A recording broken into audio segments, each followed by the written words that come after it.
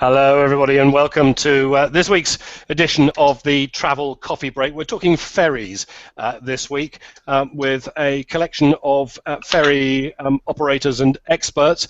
And in amongst them, as usual, let me get rid of this screen so you can see me. In amongst them, as usual, we've got Mike Young, our regular co-host. There you are, Mike, who's going to be listening in and asking intelligent questions and all the usual kind of stuff. So let me introduce the panel. This is all coming about because there is a thing coming up on next week, starting on Monday, called National Ferry Fortnight, and it's put together by discoverferries.com, which is a consortium, I think was probably the right word, wouldn't it, Bill Gibbons, because you're the director of discoverferries.com, and it comprises how many ferry companies? 13 ferry companies, so we've got all the major ferry companies in the UK, and we just had a new one, the Isle of Scilly Steamship Company just joined us, which is great. So 13 ferry companies operating all around the UK to the continent islands, the Isle of Wight, the Channel Islands, the Isle of Man, the Scottish Western Isles, and Northlink going up to the Orkneys and Shetlands. And also joining us, we've got 3 of those ferry companies being represented. Mark Persad is marketing director, I think. Is that right, Mark, with Wightlink? Yeah, hi Alistair. It's head of marketing at Wightlink. There you go. Thank you very much. The head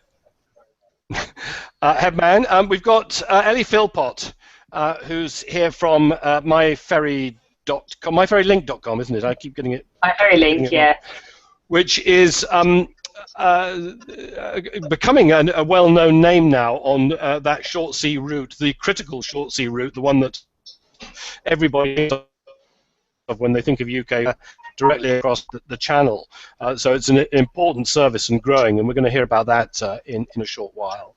And we also got Emma Batchelor joining us as well from DFDS, who have a number of routes all over the shop, Emma, haven't you? That's right. We have on the Eastern Channel, the Western Channel, and the North Sea. Okay, let's get back to Bill, because I wanted to find out really about the way that all you guys kind of work together in the consortium, and also in particular, of course, about the National Ferry Fortnight coming up. But firstly, you and I, Bill, we were talking earlier today about ferry companies in general, and you were saying there's been quite a transition in recent years, because where ferries used to be our main route over to either Ireland or France or Spain or wherever it might be, these days people quite often think airlines first and trains second, if anything, and don't always think immediately about ferries. Is that an accurate way of putting it? Yes, Alistair, I mean, just a little bit of history. 20 years ago, ferries were the main way to travel to the continent and Ireland and domestically. And also we were doing very well selling something called duty-free. I'm sure some of you remember that. And that went at the end of 1999. And then, of course, the low-cost airlines came along, and the British public fell in love with them, we think, temporarily.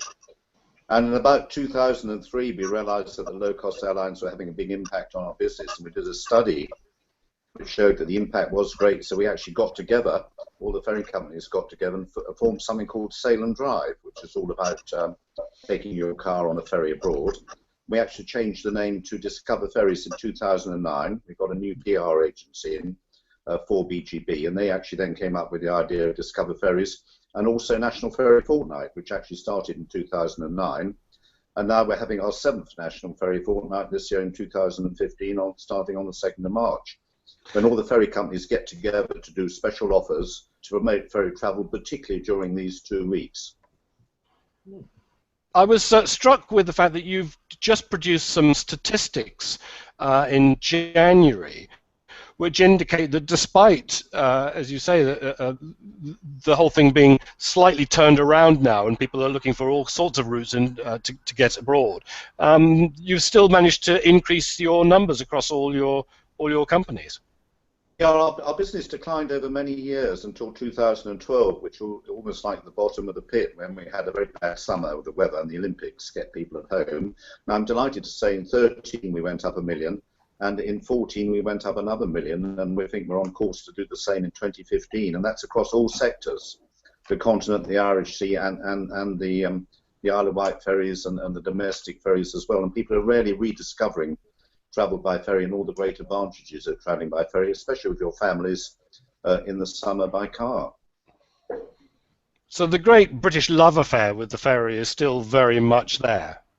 It's coming back. I mean, there's a generation of people who may have last travelled by ferry when they were a school kid on a rather grotty ferry, 30 years ago, and been gently sick into a bucket. But I mean, now of course, the quality of ferries is totally I can see Mark nodding there. The ferries have totally transformed in quality in the last 20 years, and on nearly all ferry routes, and especially all the operators who are here today on this hangout, they've all got purpose-built ferries which are actually being built for their routes. They're all modern, purpose-built ferries with a fantastic quality of service on board, and compared to the grotty experience you get on low-cost airlines with the cattle pens, you reach check-in, don't you? And you think, oh my God, is that really my check-in? Am I going to go through this appalling experience? Am I going to have too much luggage?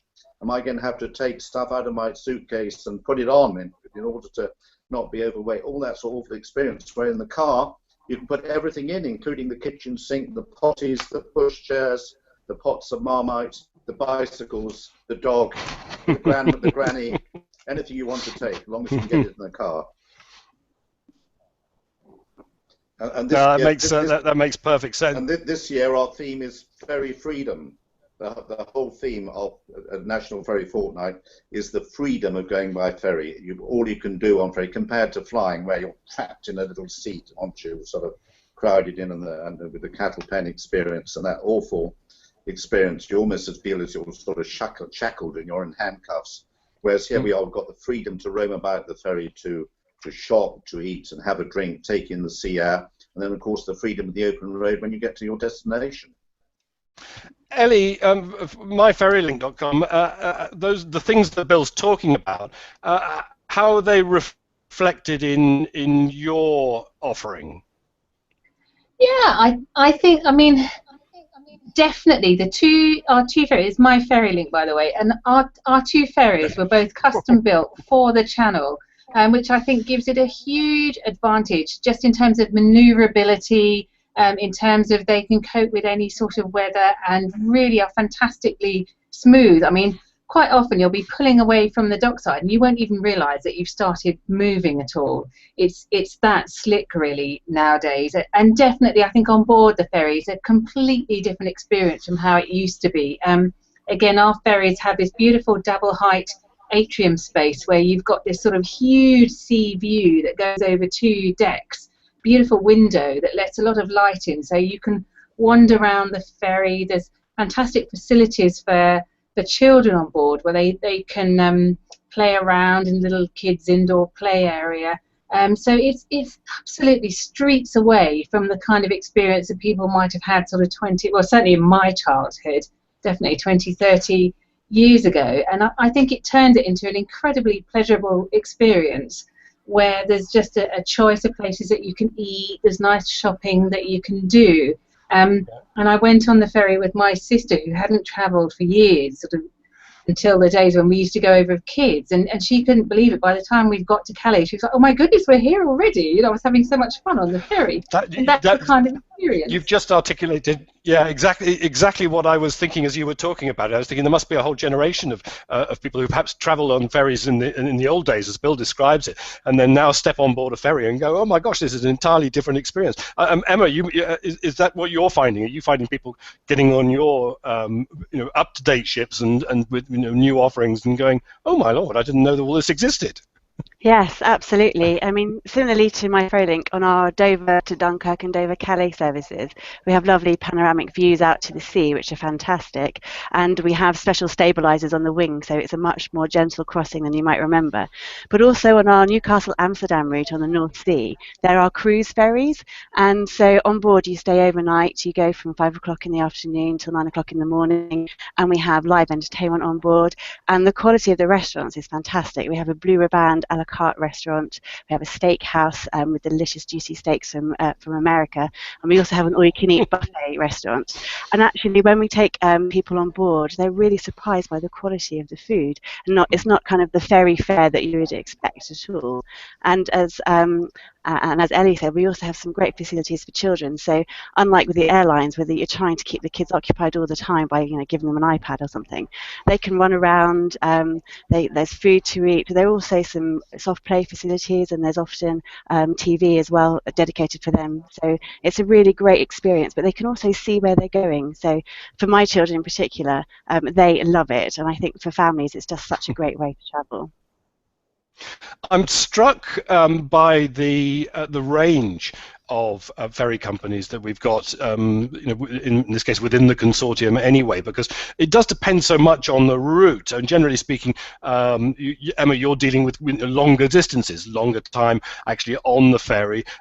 More opportunity to turn it into, how you describe it, a ferry cruise in effect, as opposed to the short haul routes. And then we've got Mark, who is whose mic I turned off earlier, so I'm going to turn it back on, Mark, because you were overwhelming the system a little bit. Is that done it? That should do it. Come on, let's get it back. Muted. Switch it back. Have a look at it at the top of your screen. Mark, can you click on the mute mic there? It doesn't seem to be doing it from my end now. I've muted you. Is that better? That's it. That's it. Hooray! Got you back. Got you back. Sorry about that. There were these extraneous noises that were causing you to jump up into the main thing, which is why I muted you. But I'm sorry. The staff leave here at 5 o'clock, so it's they were all leaving at that time. Apologies. Noisy staff. But you could tell where I was going with that question, because we got the long haul routes, we've got the short haul across the channel routes, and we've got you guys not having to compete with airlines, not having to compete with Eurostar. In fact, the other competition is within the consortium itself. So, has your product and what you do changed? I mean, I have to agree with Bill. I go back many years, and I remember going across the Isle of Wight as a school child on an old British Rail ferry, which was very much tip and shake, and then find the nearest bucket. Which was my recollection of ferries. But I've been in the cruise industry. I now work for Wight Link ferries, and the ferry journey has changed. We've just spent £800,000 refitting one of our ferries, and people are saying, wow, it looks like a nightclub now. And those are the facilities that we have on board our ship. So we have a teen area, we have a children's play area, we have the first floating Greggs on water now. So we have a Costa Coffee. All these things are available to people. Really? And on our crossing, which is just under 45 minutes to the Isle of Wight, I take my children every other weekend, and before they know it, it's time to get off. It really is that quick. So they don't have time to get bored. They're excited every time they go on, and they thoroughly enjoy the journey because they feel as though they're leaving the mainland and then they're going somewhere more exciting.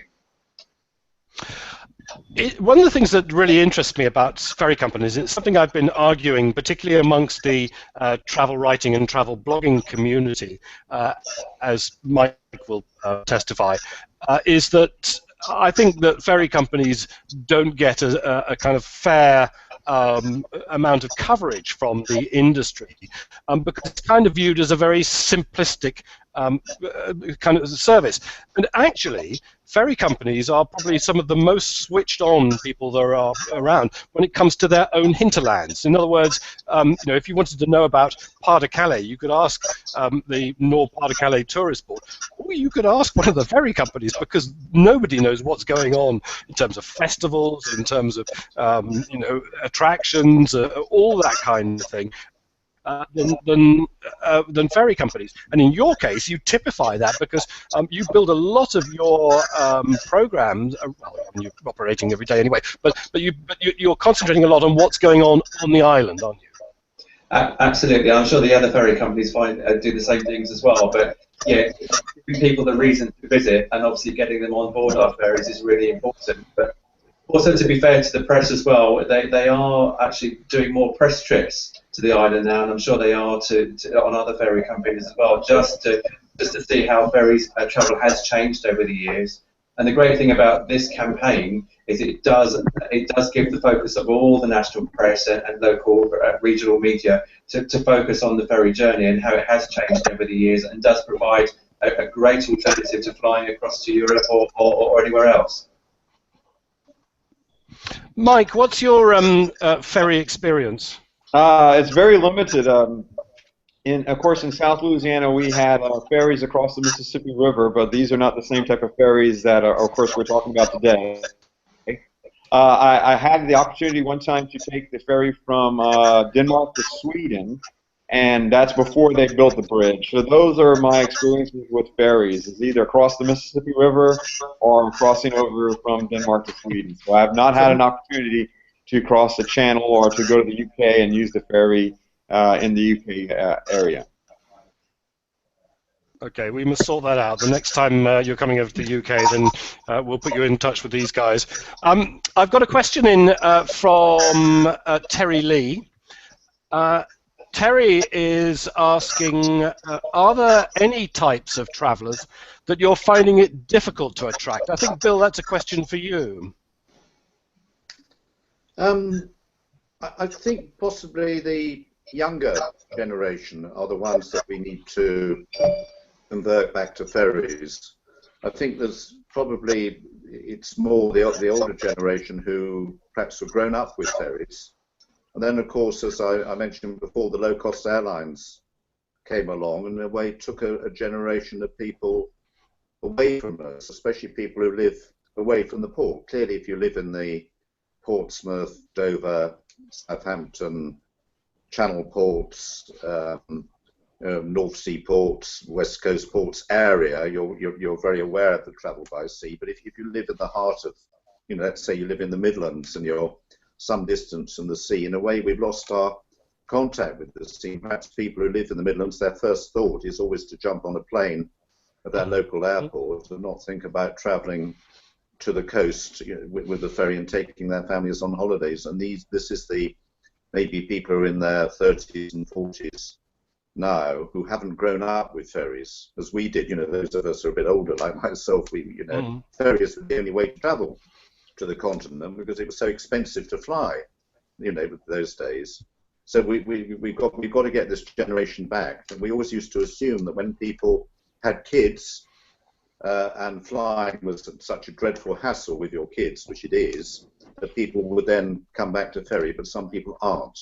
And these are the people we have to get back onto ferry travel by spreading the message and really getting our tentacles right through the whole of society that ferry is the best way to go, because as I mentioned to you before, our profile is too low. The media, and you mentioned this earlier, love writing about our aviation. They're obsessed with aviation. And because I suppose the media is based in London, Heathrow and Gatwick are close to London. You can get out there, and you've got you've got the Richard Bransons and the O'Learys.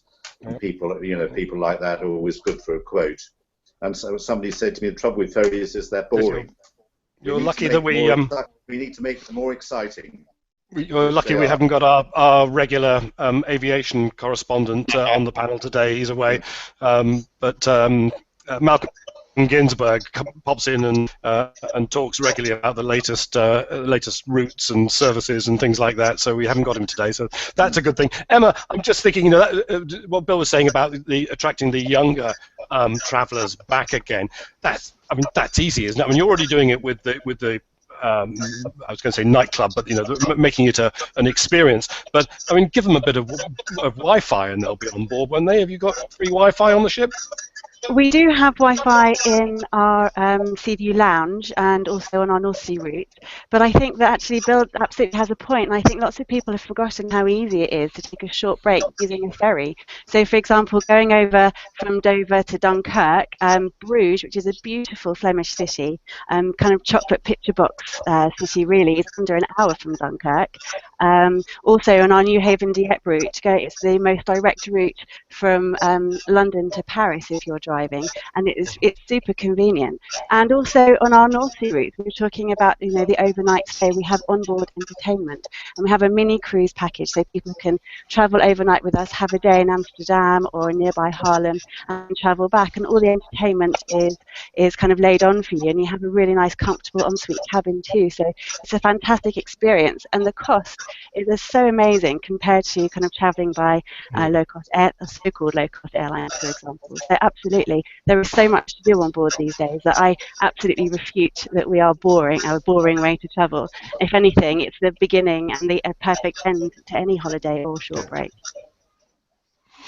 Ellie, she's absolutely right, isn't she? Because it is both, a very nice way to travel, but in terms of economy, particularly if you're traveling as a group, if you're traveling as a family, then it really does come into its own. Yeah, it's absolutely fantastic because, of course, when you're looking at ferry prices, you're looking at prices for your whole car. So, for example, if you wanted to do a day trip, 72-hour trip to Calais with us, you're looking at £29 return for a car which could have up to 9 people in it, which is a few quid per person. Or again, a short break, 72-hour, is from £35 each way, which again, if you're looking at the number of people you might take in a car, say you've got a family of 5 or something, it's absolutely ridiculous amounts of money. And as Emma was saying, there's so many things to do over the channel. Again, if you're looking at families, the Touquet is an hour and a half from Calais, has the most beautiful sandy beaches, amazing amounts of activities to do, and fun things like windsurfing, sand yachting that we don't really get in the UK, lots of horse riding and things like that. So I think perhaps people think also that if they have to cross over somewhere or travel somewhere, that they're going to have a huge long travel the other end when they get off in France or wherever their destination is. And certainly that's not true for sort of Northern Europe. There's cities, there's beaches. Again, if you're going into Flanders, there's absolutely beautiful sandy beaches in Flanders, plenty of amusement parks, things like that. So, yeah, it's very, very cost effective and fantastic destinations. You just reminded me, you're absolutely right. Le Touquet is a fabulous destination for a short break and very busy. And as well as the wind yachting and everything else, they also have, for motorbike enthusiasts, they have a huge, I think it's the world's largest sports biking festival in about this time of year, I think it is, every year, when they completely transform that huge beach into a track. And they literally attract thousands and thousands of people down there. But I was trying to remember what the state of play is with Boulogne, because it was closed as a ferry port from the UK a while back. Is that now open? Who's running in there? Are you guys running in there? No, we're not. No one's running into Boulogne at the moment. And one of the problems is their harbour is quite small, and a lot of the ferries nowadays are quite big. So sadly, the major players are going into Calais at the moment. Although Boulogne's only a 20-minute drive down the motorway, and they've still got their beautiful old city. They've got Nautica, this fantastic indoor sea life centre. So there's a lot to do within a very short distance of Calais if you want to go down in that direction. Mark, rather, we would say Mark's got Chris written across his little avatar there. You don't even need to install Wi-Fi, do you? Everybody can get their cell phone reception across the Solent. Yeah, no, that's right. I mean, it's a short crossing by ferry. It's just under 40 minutes. On the catamaran, it's just under 22 minutes. But customers still expect to have Wi-Fi, and we are installing Wi-Fi as we speak. It's very important if the travellers go away on short breaks. they want to be connected, and even for that short journey, they still require Wi-Fi. So it's very, very important, I think. Thinking about again that younger market, one thing that I know you're pushing at the moment, because it's on the front of your website, is of course the Isle of Wight Festival, which must be, I mean, you must get swamped when the festival comes, don't you? I mean, we're very lucky on the Isle of Wight. We are Festival Island, so we have Acoustic Isle coming up very shortly. We have Isle of Wight Festival. We have the Garlic Festival. We have the V-Dub Festival. We have Festival in September. So it is festivals throughout the year, and attracts a wide demographic from the 25 to 35-year-olds coming to festival, to the 45 to 55-year-olds and above coming to Isle of Wight Festival. So it's fantastic, actually. We have a good demographic coming to the Isle of Wight. And the very fact that I think we're just on the X3, and you can also reach us through the New Forest, because we have routes from Lillington to Yarmouth and Portsmouth to Fishbourne. We're very, very lucky that we've got the island. Do you sell other components? In other words, do you have partners and sell, for example, tickets to some of the festivals, or accommodation, or anything like that? So we've just actually started this year selling festival and festival tickets. We also support the island's attractions, which goes back to what you said earlier, that we need to have a really good product knowledge. We also sell attraction tickets as well. So what we're trying to do is make sure that customers get the best value out of their short time away on the island, as I'm sure the other ferry companies do as well, by making sure that we help them get the best out of their stay, and by word of mouth encourage other people to come back to the island and help grow our market. It is one of the things that people tend to forget, and I'm minded here that Ron Marder has asked a question: what should first-time ferry passengers know to avoid common mistakes? And you might like to think about that, but I was thinking that one thing that many first-timers would perhaps not appreciate is that element of other things that can get bundled in, because, as you say, most of the ferry companies do have either combined tickets for things like events and attractions, or very often some of them, I mean, Brittany Ferries for a long time, Irish Ferries for a long time, have had a whole product range of self-catering accommodation and things like that. Turning to you guys, Ellie, do you offer accommodation or any other packages for people that they can buy and combine a ticket? Yeah, what we do is we have some partner offers. So we've partnered up with various different people doing things in France. So, for example, the Parc Asterix and the Futuroscope amusement parks, we've got a special offer for our customers there. And because we're a French ferry company, we quite like finding things that have a French flavour. So obviously Parc Asterix is to do with the whole Asterix stories, things like that. Futuroscope is really fun and again, a very French concept. We also have partner offers with hotels, and again into the season we do things like golf and various other companies. So we aim to really add as much value as we can for our customers. Good.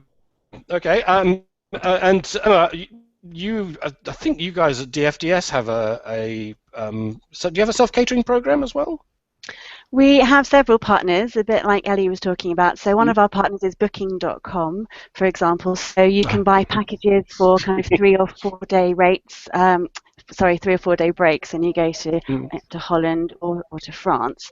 But also we do work with kind of the tourist attractions. So you can buy a Holland pass for us, a city pass for Amsterdam, for example, through us. And we also do special packages to events such as the Keukenhof Gardens, which are one of the most beautiful gardens in the whole of Europe. So you can do a special kind of sailing package to Keukenhof, and that includes your entry into the gardens. And we kind of do special kind of sailing. So for New Year, for example, we offer a New Year package where we actually take the ferries down the canals in Amsterdam for the fireworks, and for you to take advantage of that, for example. And we have some day sailings on our North Sea, and we partner with Sunderland Live for the Sunderland Air Show. So you get a unique view of the air show from the sea, which is amazing, because some of the Spitfires and the Hurricanes and the Red Arrows actually go out to sea, so you've got an amazing and unique viewpoint from there. But yeah, we do we've actually got an upcoming campaign called Cultural France, where we've hooked up with the National Monuments organisation in France, where if you want to travel on some of the monuments, you can get a percentage off of your ticket entry price, actually, just by presenting a DFDS Seaways ticket. So yes, we do pick and choose partners, and we work quite closely with lots of the people in the destinations. Mike, is Emma right when she says that Kirkenhof is the most beautiful gardens in the world? You know, there's only one kind of time to go during the year, and usually I'm traveling to other places at that time. So unfortunately, I have not gone yet. So I was actually planning to go this year, but you know, everyone goes when, of course, the tulips are blooming, and like I said, I'm usually in another country at that time. Fair enough. Oh, that's a shame. If you need to travel, you can come with us. Well, it's just down, the reason I was asking him is it's just down the road for him because he's in Holland already. Yeah, it's about 2 hours away, and you know, like I said, Gail and I, we've often talked about going, but usually at that time we're planning a lot of our other trips, either to Spain or to abroad, you know, outside of the Netherlands at that time. So unfortunately, we have never been to the gardens yet, but we might go this year. It might be our first time. Excellent. Bill, that's one of the things that people very often don't appreciate, that so many of the ferry companies add added value in the form of, you know, having partners that they can offer tickets and accommodation and all those sorts of things too. Is that what you find when you're talking about the ferry industry? Yes, well, several of our ferry companies run their own package holidays, so they add the value there, and obviously, and that's actually great for the travel trade as well. You can then book and get, you know, get more commission. I'd just like, if I could, to come back to the question about what's the biggest mistake that first timers make when they go on the ferry. In my view, the biggest mistake that people make is the perception that it's difficult to take your car abroad. And I remember taking my car abroad on a ferry, and I was working in the industry at the time, 30 years ago, and I was sort of scared. You know, I was about driving on the wrong side of the road, or where these dreadful French flicks going to, you know, lock me up in the cells for the night for speeding, and you know, was I going to have to take a, you know, intoximeter, all those sort of things. And in fact, when you do it, of course, it's so easy. It's so, and you get this immense feeling of freedom when you hit the road in France or wherever you're going, or to Ireland, or even to the Isle of Wight, that you think, you know, I can go anywhere in my car. I've got a door to door. I've got this flexibility. I've got this freedom. I'm independent. I can do what I want. I'm a free agent. It's just fantastic. The roads are much less congested, and as we said before, you can take all your luggage with you. But we still have a job to do. I think actually perception. I think, and I'd be interested to hear what the other three ferry companies have to say. I still think there are some perception barriers about taking your car aboard for the first time, and maybe we need to do more there.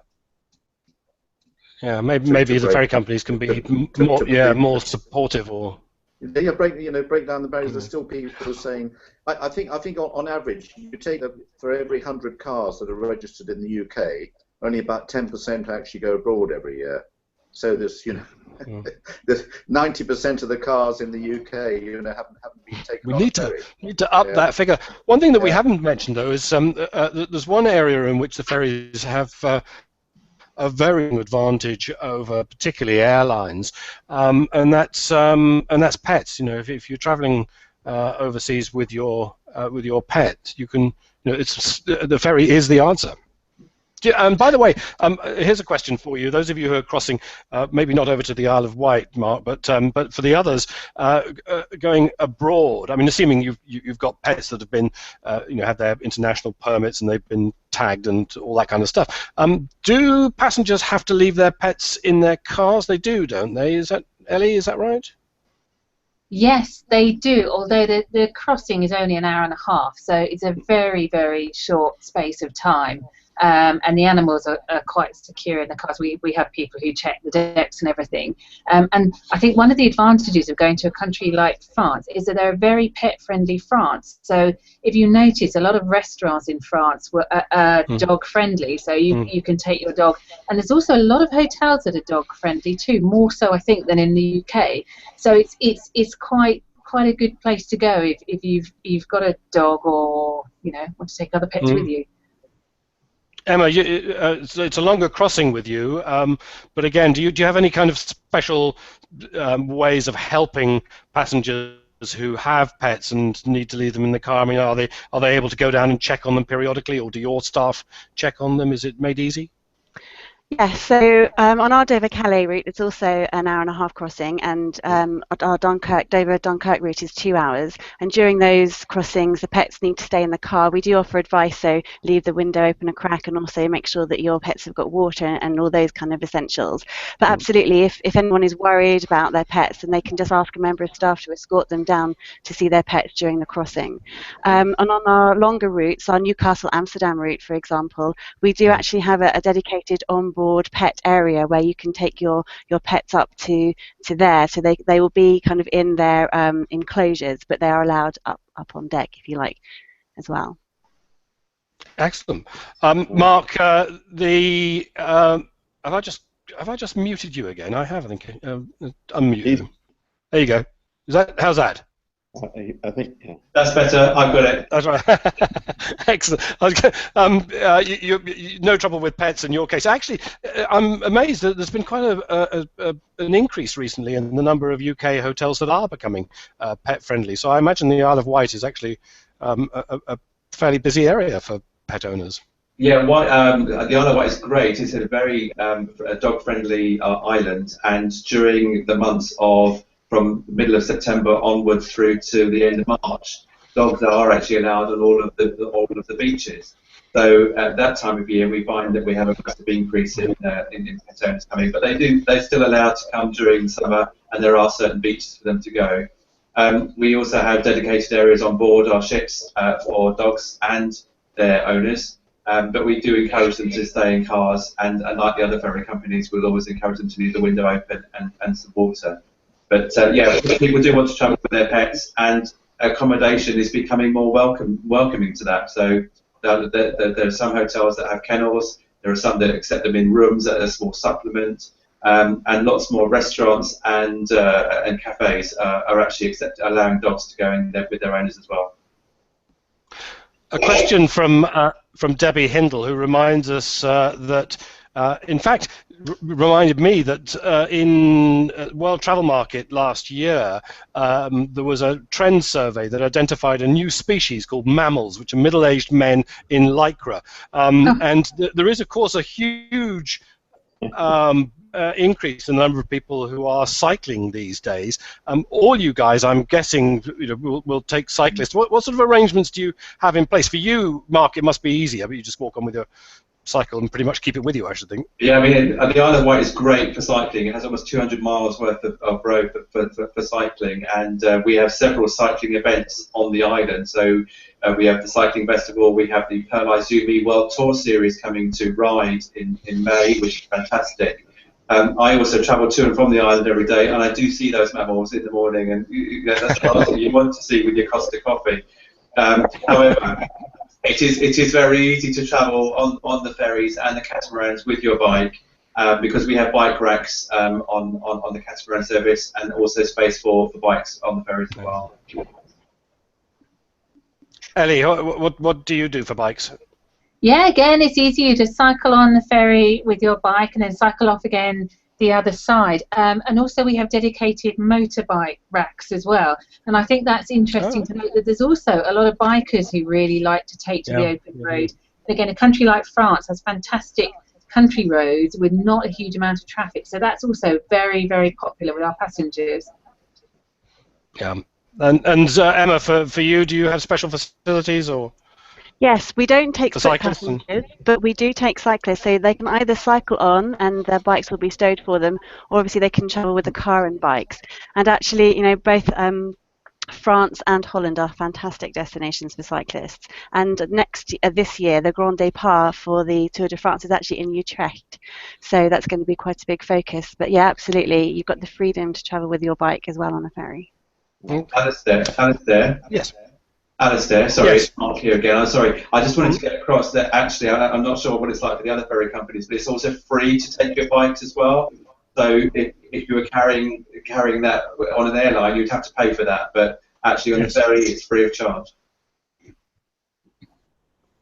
It reminds me also that another market segment that, of course, ferries are absolutely ideal for is the ski industry. If you're driving to the Alps, you can take all your skis with you. Where if you're flying, it suddenly becomes pricey, difficult, awkward, and all those things. So it's a great advantage. And I'm guessing, Ellie, I can see you nodding there. That must be for you guys during the winter. It must be quite a large market. What was interesting is we did some research, we did some price comparisons which are on our website, where we compared how much it would cost a family of 4 to fly to a certain destination in the Alps as opposed to taking the ferry and driving.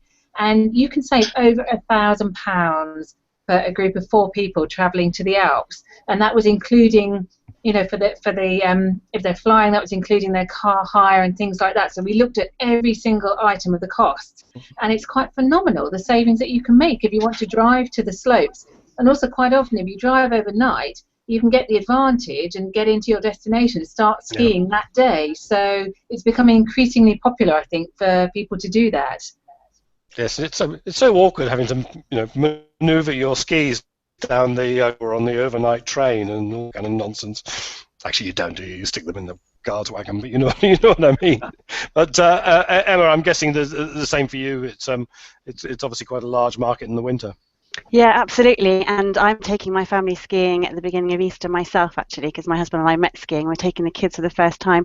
So we're packing the kids in, all the skis, the boots, and everything. And we're going off. It's so simple. Even I do it.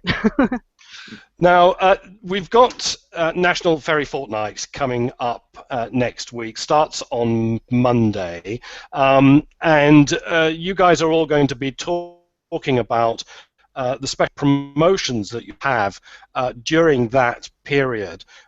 From, I think, Saturday, you're in purdah at the moment, as the Chancellor would say, because you're not allowed to actually say what your deals and your special offers are going to be precisely. But Bill, that's right, isn't it? There's all the consortium members are going to be making special offers, special fares available, or boosting the value of what you can buy for your money. Yes, absolutely, Alistair. It's all 13 companies are coming up with offers, added value, generally. So it is, you buy your ticket during National Ferry Fortnight, and you'll get some fantastic added value. It might even be pets go free. You never know. I'd just like to come back to, if I could come back to pets. I think that there's a great opportunity maybe for more people to take more pets abroad, because there are a lot of people who won't travel, especially won't travel abroad, because they think they can't take their pets with them, so that they're sort of stuck at home very often. They won't put their pets in kennels, and they don't want to be separated from their pets on holiday. And I've got this wonderful opportunity to have a holiday with your pet, so that there is this great thing of take your dog on holiday with you, or your dogs, or your cat. Yeah. Okay. The National Ferry Fortnight. The basis of it is that all these offers will be available from Monday through the fortnight. So in other words, you need to be booking them in that fortnight. I forgot what the end date is, but it's on the website. 15th of March is the end date. 15th of March. Yeah, and they'll all be on our website. Yeah. That's what I was going to ask. Presumably the individual ferry companies on their websites will have their own deals. All of them will be centralised on the discoverferries.com website. Discover Ferries, and also we've got a special National Ferry Fortnight website as well, so it'll be on both Discover Ferries and National. So if you want to compare the offers and see who's doing what in one place, go to National Ferry Fortnight or the Discover Ferries website. Okay, and you can get ahead of the game that way by keeping tabs on it. And also, there's a hashtag as well. There's it's hash NFF2015. I think, is that right? Somebody correct me if I'm wrong. I think it is. But again, we'll put all this in the show notes, as it were, when we save this video on the Travel Coffee Break YouTube channel. Last question for you all, and this one Mike Young can answer as well, although as you say, your experiences have been limited. It's from Debbie Hindle, and it is, what's the best ferry journey that you've ever taken and why? Mike. Well, for me, I'd have to say, of course, in New Orleans, my best ferry journey is across the Mississippi River from actually the central business districts to Algiers Point. That's a great ferry ride. It's about 10 minutes, and it's free. Perfect. That sounds brilliant. That's a good reason. The car, you can hop on by yourself, or you can hop on with the car as well. But if you want to hop on just as a person, you can take a round trip for free on the Mississippi River. So that's my favorite one. Okay, I've done maybe not that one, but I've been on one of the Mississippi steamships that go down the river from the wharf there, the main wharf in New Orleans, with the Calliope. And, and in fact, at that time I was working for radio, and I managed to get the captain to play the Calliope, and my memory of it is him sitting at this thing on the upper deck, steam pouring out everywhere, and his beard and moustache were dripping with condensation.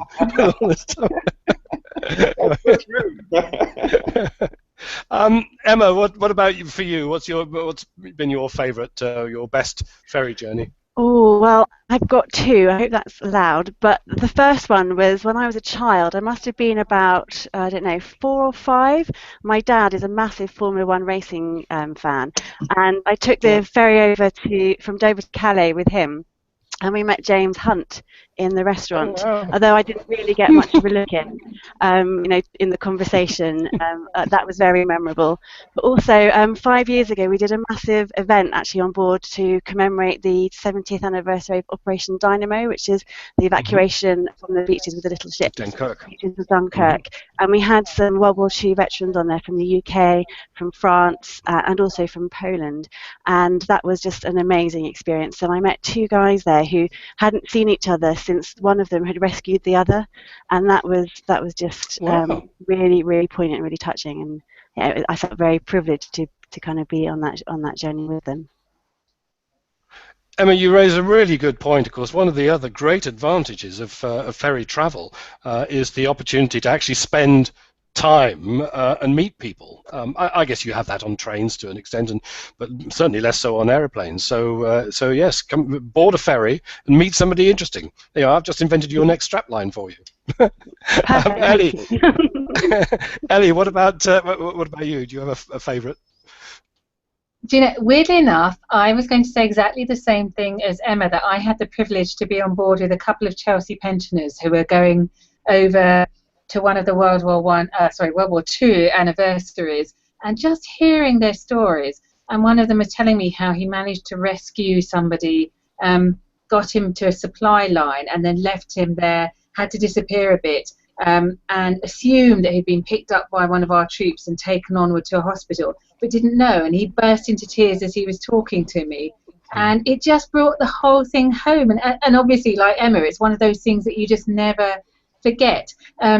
I think my other journey was coming back from a meeting in Calais a couple of years ago, and it was an evening crossing, and you know that beautiful pink sunset that you get that just kind of swam over the sea, and I being the pig that I am, I got a barquette of chips from the cafe with some ketchup. Went and sat outside on deck eating my chips and looking at this beautiful sunset and just coming into the white cliffs.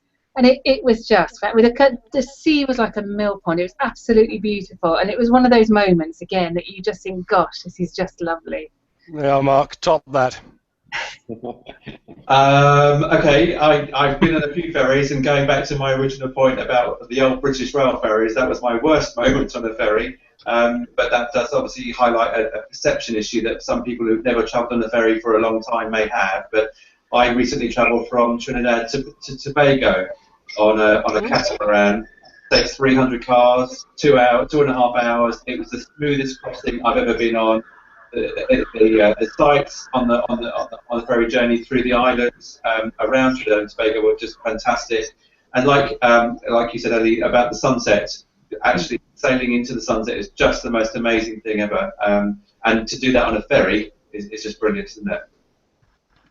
You remind me that we haven't touched on some of the other consortia members who are running fast ferry operations. Irish Ferries have got fast ferries going across the Irish Sea, and of course Condor running down into the Channel Islands, and that makes ferry travel a whole new thing as well. So we should mention them. Bill, what about you? What about your bestest ferry journey? Well, I think, Alistair, as you mentioned Condor, I should say that they are introducing this new 102-metre fast ferry, which would be the biggest fast ferry ever on the Channel Islands, which is going to be called the Condor Liberation, which will be timed for the 70th anniversary of the liberation of the Channel Islands from Nazi Germany in May 1945, which is rather good. Coming back to my ferry career, I've been very lucky to work on the Channel Islands, the Isle of Wight ferries, now Wight Link, and the Harwich Hook route. We've got 75 ferry routes, huge variety, huge freedom to travel. I'm going to be very diplomatic and say I love all of them.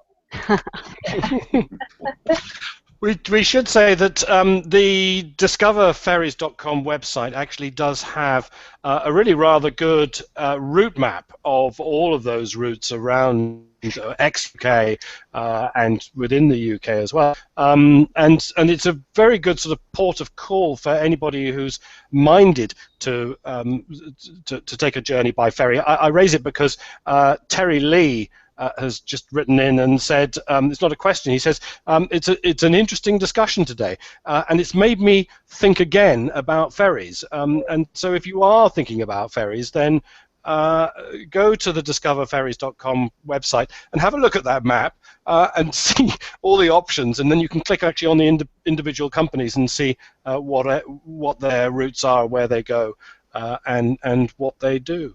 So everybody, thank you very much for joining me today. Thank you. I think it's been fascinating, and I think the whole ferry industry does deserve a fresh look from, in this case, particularly British travellers and British holiday makers. And I do hope that National Ferry Fortnight brings that attention to you. For the travel coffee break, next week there won't be one because I'll be at ITB in Germany, the big travel conference, and as you know, as normal, when I'm away at conferences and trade shows and things like that, I tend to do pop-up hangouts. You know, at a moment's notice, expect me to say, look, in 15 minutes' time, I'm going to be talking to X or Y, and you can join me then. So there'll be throughout the week there may be several pop-ups then, and then the following week is March the 11th, and there is change of foot. I've decided that from March the 11th I'm going to change the time of the travel coffee break. I'm going to bring it back into the middle of the day for Europeans and Brits, because this time is very good for North America. It means that on the East Coast it's midday and on the West Coast it's 9 o'clock. But actually it's not so good for a lot of Europeans. And I'm thinking that 2 o'clock in the afternoon will be a better time. That'll be 2 o'clock UK time, be it GMT or BST, but it'll mean that it'll be an hour later for the Europeans, and it'll also bring in some of the Eastern Europeans and parts of Africa that have to stay up late at night in order to join us. So that's the change for March the 11th when we get back from ITB. I'm hoping, Mike, that you'll be here for that at least. We must do another of your travel guides to a particular city soon. I've been missing those, and I'm hoping, Mike, that you'll be able to join me maybe on some of the pop-ups as well when they come about next week. But for now, thanks for everybody's fantastic input, and bye for now. Bye.